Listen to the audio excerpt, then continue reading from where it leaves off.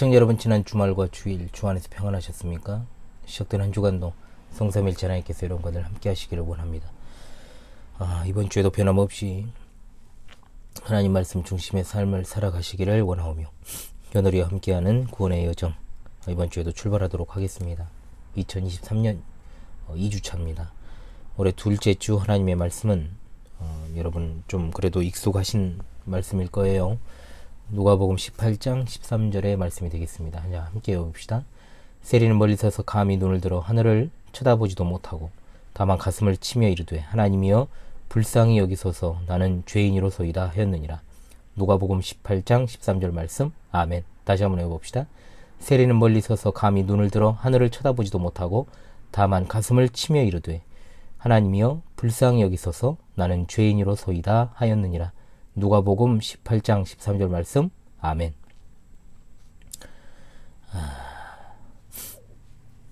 누가복음 17장 11절로 19장 27절까지 자주 제가 말씀을 드리고 있죠. 우리 주님께서 세상죄를 지고 가는 하나님의 어린 양으로서 속죄 사역을 완성하시기 위해 예루살렘에 입성하시기 직전 마지막 손의 전도 사역에 관한 내용이라 그랬습니다. 그 중에 지난주부터 살펴본 본문 18장 1절로 14절까지의 말씀, 오늘까지 읽었던 이 말씀은 이제 지난주와 이번 주 해서 두 단락으로 구성이 되어 있죠. 여기에는 특별히 기도에 관한 교훈이 기록되어 있다고 그랬습니다. 누가복음은 기도를 상당히 강조하고 있다라고 지난 시간에 말씀드렸죠. 지난 시간에 살폈던 내용은 불의한 재판장과 과부의 비유를 통해서 예수 그리스도의 재림을 소망하는 성도들이 낙심하지 말고 인내와 소망을 가지고 기도해야 한다는 것을 배우게 되었고, 오늘 두 번째 단락에서는 바리새인과 세리의 상반된 기도를 통해서 마지막 시대를 살아가는 성도가 어떠한 자세로 기도해야 될 것인가, 역시 마찬가지로 말세를 살아가는 성도의 기도라는 주제로 두 번째 오늘 단락을 함께 상고하도록 하겠습니다. 자, 그것은 바로 무엇이냐? 겸손하게 기도하는 것이 중요하다라는 것입니다. 자, 먼저 그렇다면은 18장 9절로 14절의 말씀을 좀 읽어보도록 하겠습니다. 또 자기를 의롭다고 믿고 다른 사람을 멸시하는 자들에게 이 비유로 말씀하시되, 두 사람이 기도하러 성전에 올라가니 하나는 바리새인이요 하나는 세리라. 바리새인은 서서 따로 기도하여 이르되, 하나님이여 나는 다른 사람들 곧 토색, 불의, 간음을 하는 자들과 같이 아니하고 이 세리와도 같이 아니함을 감사하나이다. 나는 일에 2번씩 금식하고 또 소득의 11조를 드리나이다 하고, 세리는 멀리 서서 감히 눈을 들어 하늘을 쳐다보지도 못하고 다만 가슴을 치며 이르되, 하나님이여 불쌍히 여기소서, 나는 죄인으로소이다 하였느니라. 내가 너희에게 이르노니 이에 저 바리새인이 아니고 이 사람이 의롭다 하심을 받고 그의 집으로 내려갔느니라. 무릇 자기를 높이는 자는 낮아지고 자기를 낮추는 자는 높아지리라 하시니라. 아멘. 여전히 목 상태가 그렇게 썩 좋지는 않습니다만은 그래도 지난주 한참 주 초보다는 나은 것 같습니다. 앞단락에서 불의한 재판장과 가난한 과부가 대조를 이룬 것처럼 여기서는 바리새인과 세리의 기도가 굉장히 태도적으로 대조되는 내용이 나오지요. 바리새인의 기도는 자신이 하나님 앞에서 죄인이라는 것에 대한 회개와 고백이 없는, 즉 하나님의 은혜에 대한 간구함이 없는 기도를 하고 있습니다. 사실 이것은 기도라기보다는 자신의 행위에 대한 자랑이죠. 자화자찬입니다. 공치사를 늘어놓는 것에 불과했습니다. 그들의 자랑은 두 가지입니다. 하나는 무엇입니까? 남들처럼 죄를 짓지 않는다라는 것이었고, 두 번째는 일주일에 2번 금식하고 11조를 철저하게 드린다는 겁니다. 사실상 그들의 종교는 하나님의 의를 힘입어 구원을 받는 타율 종교가 아니라 자기 의로 스스로를 구원하는 자율 종교였던 것입니다. 반면에 세리는 기도할 때 어떤 태도를 취합니까? 하늘을 우러러보지도 못한 채 가슴을 치며 자기 자신이 죄인임을 고백하고 그저 하나님께서 긍휼히 여겨주실 것을 간구하는 것이었습니다. 이런 세리의 기도야말로 그리스도교가 어떠한 종교인지를 철저하게 그대로 보여주는 것입니다. 나 자신에게 소망이 전혀 없기 때문에 철저하게 회개하고 하나님의 은혜만을 갈구하는 것이 바로 참된 종교, 그리스도교의 특징입니다. 오늘 본문을 통해서 우리 주님은 말세 지마를 살아가는 우리들에게 하나님 앞에서 응답되는 기도의 바른 자세가 무엇인지를 가르쳐 주십니다. 그것은 바로 이미 말씀드렸던 것처럼 겸손입니다. 기억하십시오. 겸손. 또한 기독교가 어떤 종교이고 믿음이란 무엇인가를 다시금 확실하게 배우게 됩니다. 구원은 스스로를 의롭게 여기는 자에게 주어지는 것이 아닙니다. 오로지 자신의 소망 없음을 깨닫고 하나님의 자비를 겸손히 구하는 자를 의롭다 여겨주십니다. 하나님의 은은 곧 예수 그리스도의 의요, 죄 용서함의 근원은 하나님의 긍휼에 달려 있습니다. 오늘 말씀을 통해서 우리 기도를 재점검하면서 바로 합당한 기도로 이 마지막 시대 하나님께 나아가고 또한 이웃을 사랑하는 겸손한 성도들이 다 될 수 있기를 간절히 바랍니다. 자, 9절의 말씀부터 한번 한 절씩 보면서 해설을 하도록 하겠습니다. 또 자기를 의롭다고 믿고 다른 사람을 멸시하는 자들에게 이 비유로 말씀하셨다라고 했습니다.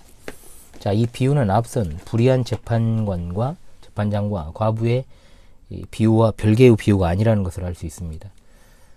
지난 18장 1절에서 예수님께서 항상 기도하고 낙심하지 말아야 될 것을 비유로 말씀하셨지요. 앞절의 비유가 인내하며 소망 중에 기도하는 것이 그 목표라고 한다면 오늘 나오는 비유는 기도의 자세에 관한 것이다 라고 볼 수 있습니다. 기도의 자세는 바로 우리 생활의 자세다 라고 할 수 있지요. 하나님께서 원하시는 바른 기도가 무엇인지를 우리가 이 비유를 통해서 알게 되는 겁니다. 9절의 말씀에 나오는 자기를 이라고 된 이 말은 직역을 하게 되면 그들 자신들입니다.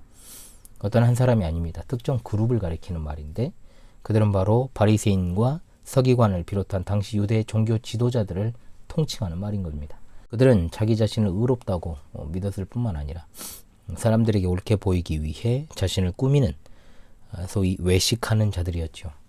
문제는 사람들 앞에서 옳게 보이기 위해서 자신을 꾸미기만 하면 상관이 없는데 다른 사람을 멸시하기까지 했다는 것, 상관없다는 건 아닙니다. 그러니까 거기에 죄를 얹었다는 거죠. 상대적 자기의를 돋보이게 만들었다는 겁니다. 즉 하나님께 기도하는 것조차도 스스로 할 수 있는 것이었기 때문에 능히 해 주실 수 있는 하나님을 바라본 것이 아니라 자신이 행한 의를 근거로 해서 하나님께서 자신에게 응답해 주실 것이라는 식의 이해, 완전한 이방인의 이해죠. 그러나 아이러니하게도 그들의 그 행위로 인해 하나님께 기도가 연락되는 길이 막혀버렸다는 것, 얼마나 아이러니합니까? 예수님께서는 이 비유를 통해서 그들의 어리석음을 신랄하게 지적하고 계신 겁니다. 자, 9절에 나오는 다른 사람을 멸시하는 자들을 했을 때 다른 사람은 무엇일까요? 다른 사람이라고 번역된 이 말은 사실 나머지라는 뜻을 가지는 뜻입니다. 즉 서기관들과 바리새인들이 멸시하는 대상은 다름 아니라 자신들의 그룹을 제외한 나머지 모든 사람들입니다.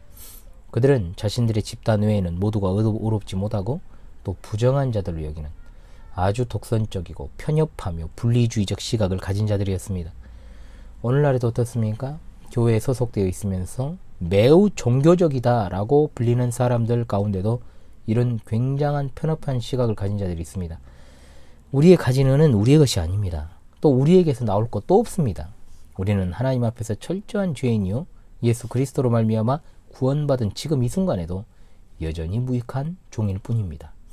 오직 우리의 은은 예수 그리스도께서 행하신 의를 전가받은 것일 뿐 우리에게서 나온 것이 아니라는 거죠.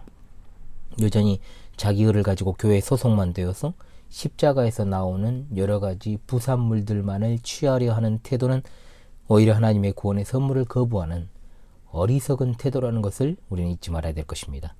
우리의 은은 이것뿐입니다. 무엇입니까? 오직 주 예수 그리스도 뿐이십니다. 아멘. 목 상태가 좋지 않아서 조금 매끄럽지 않음을 여러분 용서하시기 바랍니다. 예수님이 상반된 두 사람을 이제 언급하십니다. 10절에 두 사람이 기도하러 성전에 올라가니 하나는 바리새인이요 하나는 세리라 그랬습니다. 자, 당시 사람들은 일반적으로 하루에 3번씩 기도하는 그 규칙을 가지고 기도를 했습니다. 공적인 기도 시간은 아니지만 경건 생활의 일환으로 개인적 기도를 위해 성전에 올라간 것이죠. 우리 시각으로는 오전 9시, 그리고 정오, 그리고 오후 3시입니다. 유대 시간으로는 제3시, 제6시, 제9시입니다. 굉장히 중요한 시간대죠. 우리 십자가의 사역과 관련해서도 중요한 시간대입니다.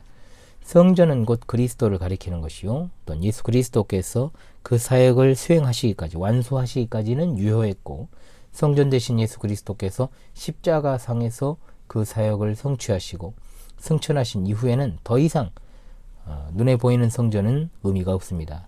그러므로 그리스도께서 우리의 성전이 되심으로 구약의 성도들은 눈에 보이는 성전에 가서 하나님께 예배했지만 우리는 성전 되시는 예수 그리스도를 통하여 하나님께 나아가는 것입니다. 따라서 오늘날 예배당을 갖다가 성전이라고 부르거나 또는 예배당 건축을 성전 건축이라고 부른다 또는 기도하는 행위를 제단을 쌓는다라고 표현하는 건 매우 그릇된 표현이다라는 것을 알고 우리 성도들은 더 이상 그런 용어를 사용하지 말아야 될 것입니다. 눈에 보이는 성전 두 사람 즉 바리새인과 세리 둘 다 이곳에 기도하러 올라갔다라고 했습니다. 오늘날에도 눈에 보이는 교회 즉 유형교회에서 예배하는 자들 가운데서는 선한 자들과 악한 자들 하나님의 응답을 받는 자와 그렇지 못한 자들이 섞여 있습니다. 가인과 아벨도 동일한 제단에 그들의 제물을 소산물을 가져왔지만 가인의 제물은 연락되지 못하였고 아벨의 제물은 연락되었습니다. 우린 잘 알고 있습니다. 여기 성전에 올라온 두 사람의 양상도 달라집니다. 바리새인은 자신들 스스로에 대해서 의롭다 이기고 자신들의 구원을 절대적으로 의심하지 않았던 자들인 반면 세리는 로마 정부의 시책에 따라 유대인들로부터 세금을 수탈해 가던 자, 즉 유대 사회에서 죄인 중에 죄인으로 여겨졌던 부류입니다. 당시 바리새인은 의를 대표하는 자였고 세리는 마치 부정과 불의의 대표인 것처럼 여겨졌던 것이지요. 11절로 일하는 바리새인의 기도가 먼저 나옵니다. 바리새인은 서서 따로 기도했다라고 되어 있습니다. 잠시 후에 세리의 기도에 대해서도 살펴보겠습니다만 재미있는 것은 바리새인이나 세리 둘 다 어떻게 기도했습니까? 서서 기도했습니다. 그런데 13절에서 세리가 서서 기도할 때는 이것이 능동형입니다. 그런데 바리새인의 경우는 수동형이 쓰였다는 거죠. 자, 그렇다면 이것은 무엇을 말해주는가 하면 바리새인은 스스로의 필요에 의해서 서서 기도한 것이 아니라 다른 사람에게 보여주려고 즉 자기 자신을 드러내어 의식적으로 사람들이 볼 수 있도록 그 위치에 자리 잡아 기도했다는 겁니다. 서서 따로 기도했다는 말에 있어 따로 기도했다는 것이 무슨 의미일까요? 직역하면 그 자신에게로 향하여 기도했다라는 뜻입니다. 그러면 조용히 웅얼거리며 기도했다는 것일까요? 그러나 그 당시 유대인들의 기도는 큰 목소리로 기도하는 것이 일반적이었기 때문에 이것은 자기를 지켜 세우면서 기도했다는 것으로 보아야 됩니다. 왜냐하면 이어지는 그 기도의 내용이 그것을 분명히 보여주기 때문입니다. 무리와 섞여 있지 않고 따로 떨어져서 사람들의 눈에 쉽게 띄도록 자신의 자랑거리를 늘어놓으며 거만하게 기도한 것이죠. 그 기도의 내용을 한번 보도록 하겠습니다. 어떻습니까? 나는 다른 사람들 곧 토색, 불의, 간음을 하는 자들과 같지 아니하고 이 세리와도 같지 아니함을 감사하나이다. 자, 우리가 바리새인에 대한 선입견을 다 제거하고요. 이 기도 자체만 가지고 판단을 먼저 해봐야 됩니다. 이 기도의 내용 자체가 책망받을 만한 기도입니까? 지금 이 기도는 감사 기도입니다. 자, 어떤 감사입니까? 다른 사람들처럼 방탕하게 살지 않고 억제해 주시는 은혜를 내려주심에 대한 찬송입니다. 그렇다면 기도 자체는 잘못된 게 아닙니다. 그러나 그러한 기도가 진짜로 우리가 드리기에 바르고 합당한 기도가 되기 위해서는 두 가지 조건이 충족돼야 됩니다. 뭐냐?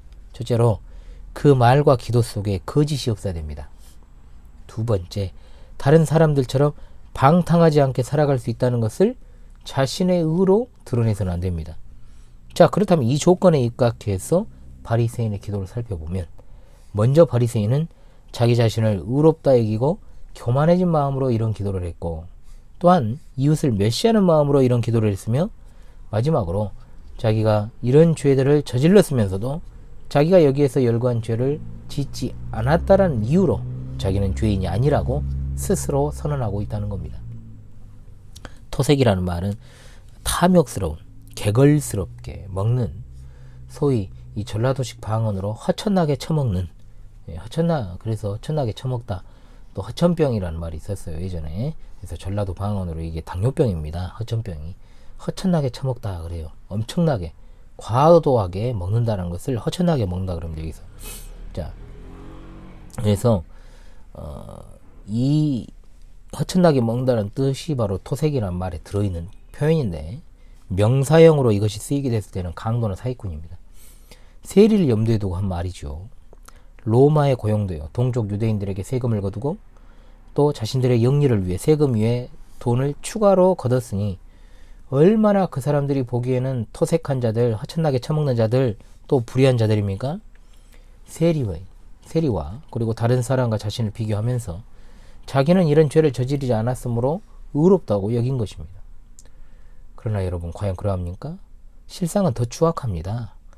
가난한 과부의 재산을 삼키는 토색을 그들이 일삼았고, 외식과 불법으로 가득 찬 불의한 자들이었으며, 여자를 보고 음욕을 품어 정신적으로 간음죄를 저지르고, 또 마음에 안 들면 마음대로 이혼을 하고 세장가 드는 그런 자들이 바로 그들이었습니다. 물론 모든 바리새인들이 그런 은밀한 죄를 저질렀다는 것은 아닙니다. 적어도 눈에 보이는 범죄는 하지 않았고 분명히 세리보다는 행위적으로 더 옳은 자들이었을 것입니다. 그러나 하나님께 의롭다움을 받는 것은 상대적 의로 받는 것이 아닙니다. 하나님이 원하시는 의는 완전하고 절대적인 의입니다. 거기에는 절대로 흠결이 없어야 됩니다. 누군가와 비교해서 내가 더 나았기 때문에 내가 의롭다움을 받는 것이 아니라는 말입니다. 이어서 그들은 종교적인 의도 또한 드러내고 있습니다. 나는 일에 2번씩 금식하고 또 소득의 11조를 드리나이다. 물론 예수님께서는 여기서 그들이 일주일에 2번을 금식하고 또 소득의 11조를 드리는 것 자체를 책망하시진 않습니다. 오늘날에도 얼마나 많은 사람들이 교회는 다니고 있지만 성도의 기본적인 의무조차 하지 못한 사람들이 많은지 모릅니다.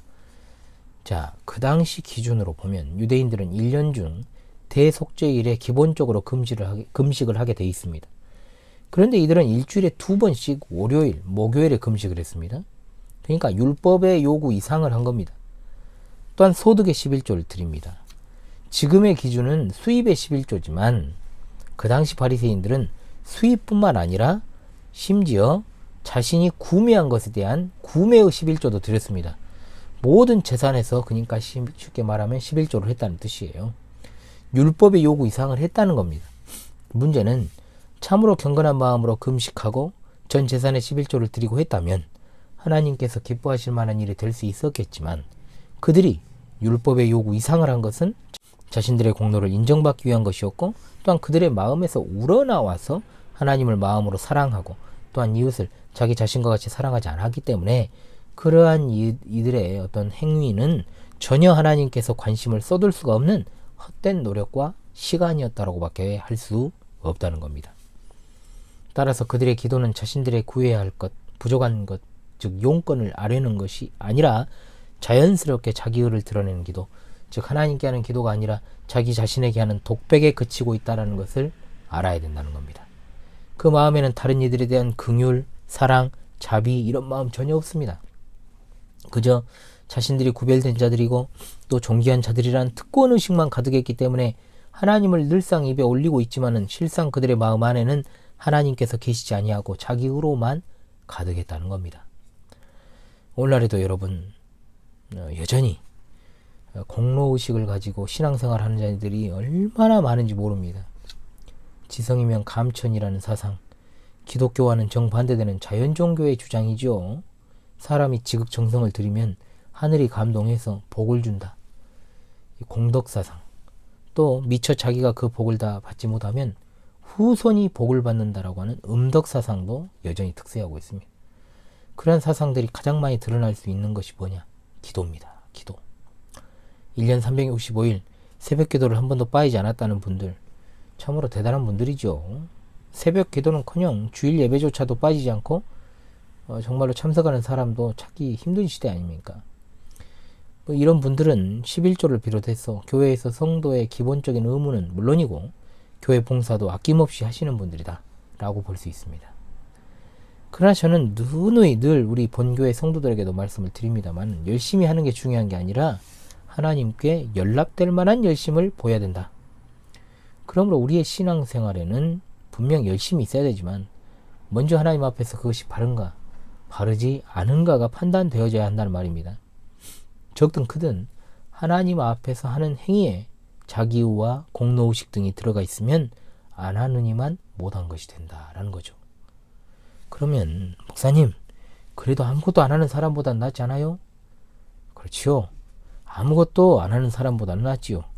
그러나 그것은 인간적인 판단으로 볼 때 그렇다는 겁니다. 지상교회는 아무것도 안 하는 사람보다는 뭐라도 하는 사람이 있어야 활력이 있고 또 유지가 되는 것도 사실이니까요. 그러나 중요한 것은 하나님이 그것을 받으시느냐 받지 않으시느냐 그겁니다. 사람들에게 보이기 위해서 또 하나님께 공로를 인정받기 위해서 들인 돈, 노력, 시간 다 헛되이 사라지고 말 것입니다. 남는 것은 무엇이냐? 자기 만족밖에 안 남는 겁니다. 그러나 우리가 자기 만족하려고 교회의 일원이 되었습니까? 천국은 우리의 돈이나 노력으로 살 수 없는 것이기 때문에 나 자신은 아무것도 아닌 것을 알고 아무것도 할 수 없는 무능력자임을 인정하며 두 손 들고 나온 자들이기 때문에 우리의 행하는 그 어떤 것도 하나님 앞에서 공로나 의가 될 수 없는 것입니다. 그저 우리가 어떤 일을 하든지 간에 하나님께서 나를 긍휼히 보아주시기만을 간절히 바라나이다. 내가 하는 것은 내가 구원받기 위해 하는 것이 아니라 하나님의 전적인 구원의 은혜, 이 선물을 이미 내게 값없이 주셨으므로 나는 감사함으로 단지 이것을 누리기 위해 행하나이다. 나의 행위를 자랑할 것은 단 하나도 없나이다. 라는 이런 겸손한 마음만이 우리 가운데 있어야 된다라는 뜻입니다. 바리새인의 기도에는 그런데 회개가 없습니다. 겸손함이 없습니다. 그러나 무엇은 있습니까? 자기 자신이 행한 것에 대한 자기 자랑은 있습니다. 거기에는 하나님이 없습니다. 그야말로 자아도취적 그의 기도는 기도라기보다 자기 체면에 가깝습니다. 오늘날에도 교회에서 중언부언하는 기도, 예전에 제가 중언부언하는 거 설명을 했으니까요. 그 부분 한번 제가 링크를 걸어놓죠. 기도를 몇 시간을 하고 몇 날 며칠을 하고 금식을 며칠을 했다라고 하는 것을 많이 봅니다. 왜 인생이 잘 안 풀리느냐? 하나님께 부르짖지 않기 때문이다. 물론 그 말 자체가 틀린 말은 아닙니다. 성경에는 그런데 기도 응답이 되지 않는 두 가지 이유가 있다라고 했습니다. 뭐냐? 하나는 기도하지 않기 때문에 기도 응답이 없고, 두 번째는 자기의 정욕을 위해 구하기 때문에 기도 응답이 없다라 그랬습니다. 그런데 생각해 보십시오. 금식 기도를 안 해서 또는 특별 작정 새벽 기도를 안 해서 기도 응답이 없다는 말은 없어요. 열심히 있는 기도라고 하는 것은 야단법석, 난리 부르스치는 기도를 말하는 것이 아니고 하나님께 연락될 만한, 상달될 만한 기도를 말하는 겁니다. 하나님께 올려지는 기도는 기본적으로 형식적이면 안 됩니다. 거기에는 절대로 자기의라고 하는 불순물이 조금이라도 포함돼서는 안 됩니다. 기도라고 하는 것은 복음에 빚진 자, 즉 아무것도 갚을 길이 없는 자가 오로지 예수 그리스도를 그 공로를 의지하여 드리는 것이기 때문입니다. 따라서 기도하는 자는 겸비해집니다. 다른 사람을 나보다 낫게 여깁니다. 하나님을 사랑하는 마음과 이웃을 사랑하는 마음이 가득 차 있습니다. 이기적인 생각을 철저히 배제합니다. 나보다 남을 먼저 챙기는 사람들입니다. 하나님을 사랑한다고 하면서도 여전히 이기적이고 여전히 다른 사람 배려도 없고 누군가를 여전히 미워하고 용납하지 못하고 험담하고 있다? 아직 멀은 것입니다. 아직 멀은 거예요. 나의 나된 것은 하나님의 은혜라고 노래는 그렇게 해도 그것이 삶에서 체현되지 못하기 때문에 그런 것입니다. 아무쪼록 우리 원래 처지를 잘 기억하십시다. 우리가 잘해서 우리가 무언가가 있어서 구원받은 것이 아닌데 하나님의 전적인 은혜로만 구원받았는데 우리가 이것을 망각하고 살아갈 때가 많다는 겁니다. 바리새인보다 행위적 측면에서 조금도 더 낫지 못한 우리가 예수 그리스도의 공로만을 의지하지 않으면 무슨 소망이 있겠는지요. 무섭고 떨리는 마음으로 우리 안에 있는 형식과 위선과 교만의 그림자를 걷어내야 될 줄로 믿습니다. 아멘. 반면에 세리의 기도를 봅시다. 세리는 멀리 서서 감히 눈을 들어 하늘을 쳐다보지도 못하고 다만 가슴을 치며 이르되 하나님이여 불쌍히 여기소서 나는 죄인이로소이다 하였느니라. 자, 눈을 들어 하늘을 우러러 기도하는 것은 일반적인 기도의 자세였습니다. 그러나 세리는 그렇게 하지 않았습니다.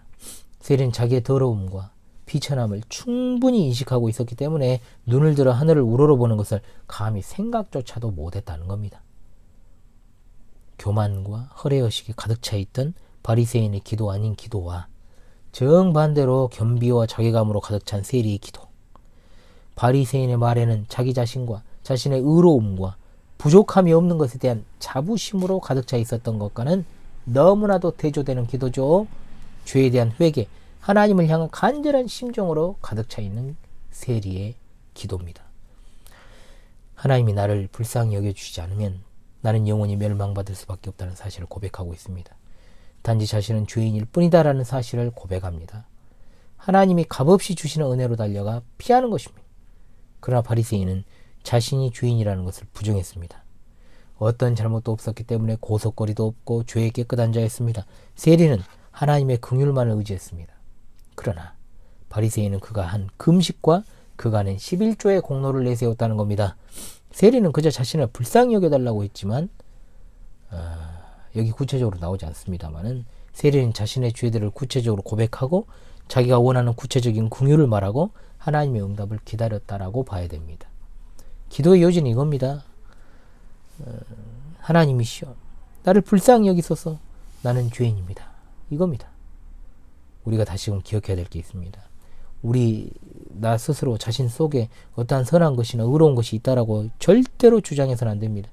우리는 알게 모르게 바리새인이 가지고 있는 상대적인 의에 대한 관념이 많습니다.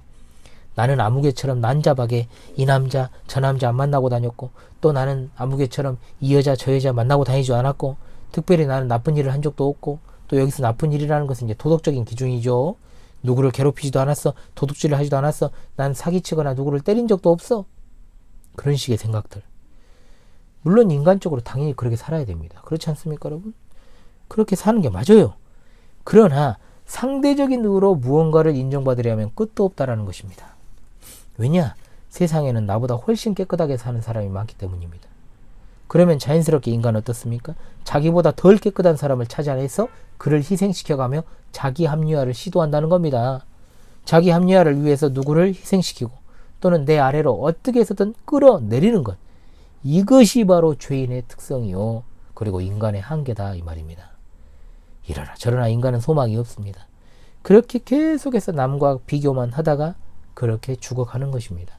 얼마나 그것이 무가치한 인생입니까? 그러므로 우리가 하나님의 전적인 은혜로 말미암아 예수 그리스도의 십자가 사역으로 인해 구원받았다는 사실을 우리 안에 내주하시는 성령께서 확증하시고, 또 우리가 참된 교회에 속해서 실제로 그렇게 구원받은 성도로서의 삶을 살아간다면 풀리지 않는 인생의 고난과 역경의 원인이 무엇인가를 찾으려고 발버둥치기보다는 하나님 앞에서 한없이 낮은 존재인 우리 자신을 직시하고 날마다 회개의 삶으로 겸비해지는 것이 더 현명하고, 또 그것이야말로 용서받은 죄인의 자세가 아니겠는지요. 우리가 이미 예수 그리스도의 단 한 번의 희생 제사로 의롭다함을 받았다고 할지라도 성화의 삶에 있어서의 회개는 점진적인 것입니다. 우리가 죽는 순간까지도 매일 그치지 않고 계속되어야만 하는 것이라는 거죠. 그것은 다름이 아니라 하나님 앞에서의 겸손입니다. 우리가 전혀 우리 자신의 공로로 구원받은 것이 아님을 인정하고 살아가는 것이 바로 진정한 겸손입니다. 이와 같은 세리의 기도는 하나님께 연락되었습니다. 14절입니다. 내가 너희에게 이르노니 이에 저 바리새인이 아니고 이 사람이 의롭다 하심을 받고 그의 집으로 내려갔느니라. 무릇 자기를 높이는 자는 낮아지고 자기를 낮추는 자는 높아지리라 하시니라. 아멘.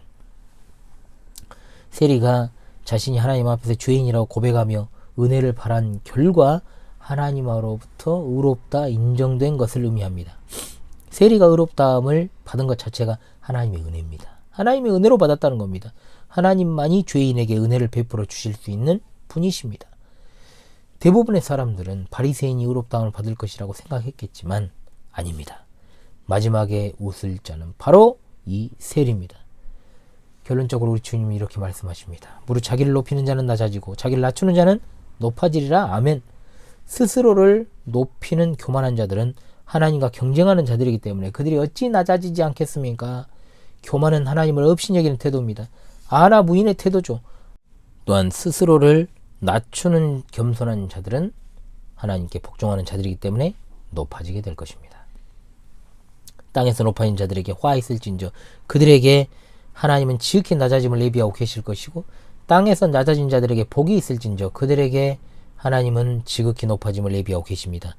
우리가 기다리는 소망의 그 나라 천국은 지상에서 철저히 낮아진 자, 겸비한 자, 겸손한 자로 살아가신 예수 그리스도를 믿고 따르며 살아간 자들, 닮아가는 자들이 들어가는 나라요.